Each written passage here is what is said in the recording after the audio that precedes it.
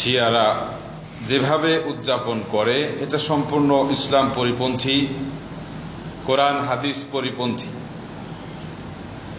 এবং আমি গত সপ্তাহে শিয়াদের সম্পর্কে বলেছিলাম, শিয়াদের কিছু ভ্রান্ত মতবাদ যেগুলো বিশ্বাস করলে ঈমান থাকবে না, এরকম বিশ্বাস তাদের রয়েছে। একটি বই আছে তাদের, শিয়াদের ধর্মীয় একটি গ্রন্থ, মৌলিক, সেটা হলো উসুলে কাফি। এটা যদি কেউ বুঝতে না পারেন, এটা আরবিতে লেখা, তাহলে বাংলাতেও বই আছে, ইসলামী আকিদা ও ভ্রান্ত মতবাদ, মৌলানা হেমায়েতুদ্দিন সাহেব লিখেছেন। এটা আপনারা পড়ে দেখতে পারেন। শিয়াদের যে ভ্রান্ত মতবাদ, এগুলো আমি কয়েকটি আপনাদের সামনে উপস্থাপন করছি, যেটা আমি গত সপ্তাহেও বলেছিলাম। শিয়াদের মধ্যে অনেক গ্রুপ আছে, অসংখ্য গ্রুপ। এদের মধ্যে বর্তমান বিশ্বে যে সমস্ত শিয়া, ইরানে, পাকিস্তানে কিছু আছে, সিরিয়াতে আছে, লেবাননেও আছে। বর্তমানে যে সমস্ত শিয়া পৃথিবীতে বসবাস করছে, এরা হচ্ছে ইমামিয়া গ্রুপ বা ইসনা আশারিয়া গ্রুপের। এই গ্রুপ ছাড়াও অনেক গ্রুপের শিয়া ছিল আগে।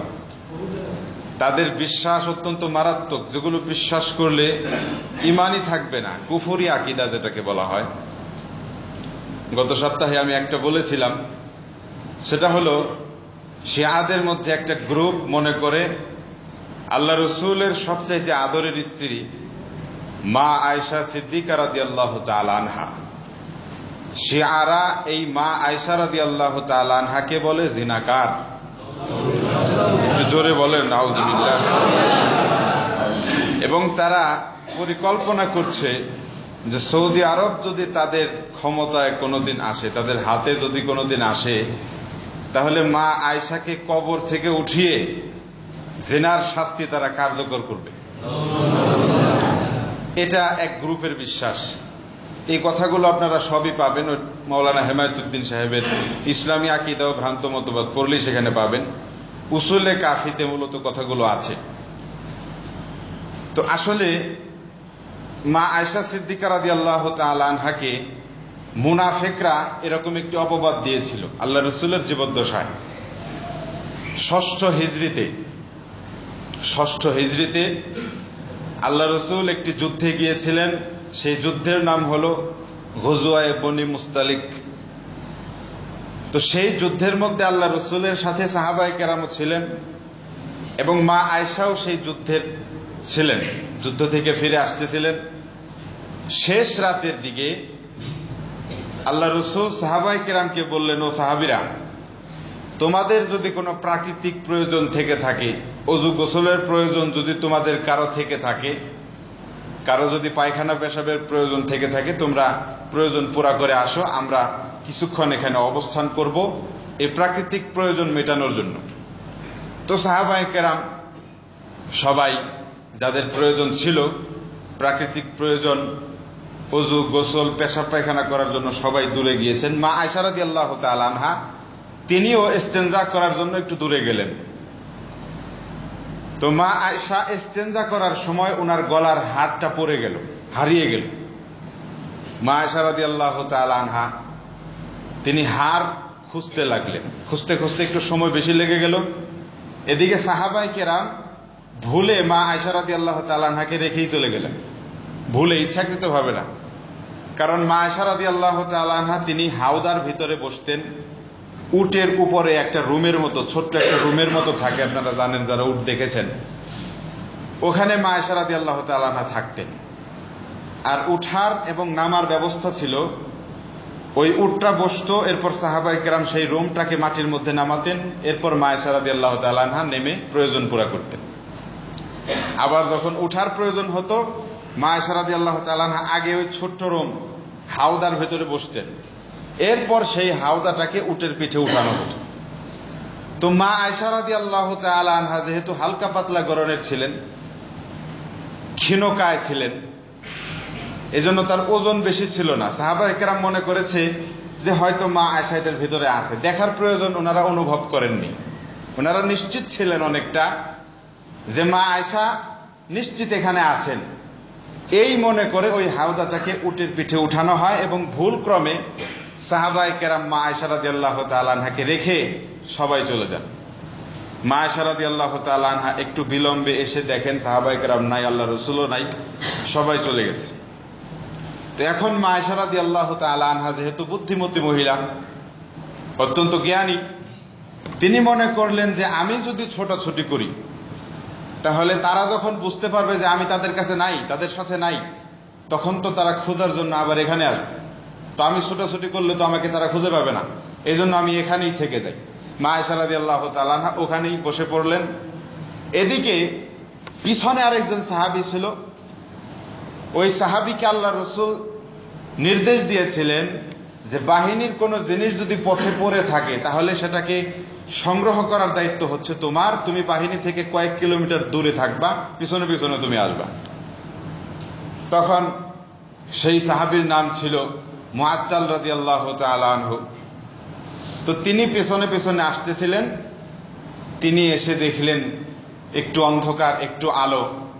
মা আয়েশাকে তিনি চিনে ফেললেন, যেহেতু পর্দার আয়াত নাজিল হওয়ার আগেই তিনি মা আয়েশাকে দেখেছিলেন, এই জন্য তিনি চিনে ফেলেছিলেন। এবং দেখার সাথে সাথে যখন তিনি চিনে ফেললেন যে এটা মা আয়েশা, মা আয়েশা তখন ঘুমিয়ে পড়েছিলেন একটু, যেহেতু শেষ রাতের দিকের ঘটনা। তখন ওই সাহাবী তিনি ইন্না লিল্লাহি ওয়া ইন্না ইলাইহি রাজিউন পড়লেন, একটু জোরে পড়লেন। এই আওয়াজ শোনার সাথে সাথে মা আয়েশা জাগ্রত হয়ে গেলেন এবং তিনি পর্দার সাথে নিজের শরীরকে ঢেকে ওই সফওয়ান ইবনে মুআত্তালের যে ঘোড়া ছিল, উট ছিল, উটের পিঠে মা আয়েশা বসলেন এবং সফওয়ান ইবনে মুআত্তাল উটের লাগাম ধরে ধরে মা আয়েশাকে মদিনার দিকে নিয়ে আসলেন এবং বাহিনীর সাথে একত্রিত হয়ে গেলেন। এই হলো বাস্তব ঘটনা। কিন্তু মদিনার যে মুনাফিক ছিল, মুনাফিকদের লিডার, তার নাম হচ্ছে আব্দুল্লাহ ইবনে উবাই ইবনে সুলুল। মুনাফিকদের পরিচয় আমাদের জেনে রাখা দরকার।